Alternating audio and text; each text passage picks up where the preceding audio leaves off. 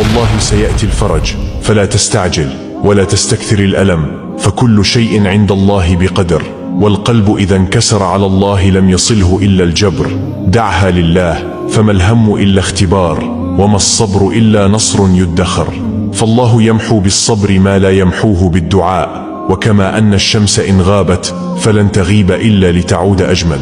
لن تضيق نفس كان الله معتمدها، وإن ضاقت بك الدنيا فاعلم أن الله يوسعها. الأيام تتبدل، والعسر لا يدوم، واليسر مكتوب بعد كل عسر. وإذا ظننت أنه لا مخرج فاعلم أن الله يفتح الأبواب حيث لا ترى مفاتيحا. فارفع يديك وادع بثقة، فالدعاء سيف المؤمن. اصبر، فكل هم إلى زوال، وكل باب أغلق سيفتحه الله أجمل. اللهم فرج الهم ويسر الأمر، واكتب لنا من لدنك فرجا قريبا. آمين.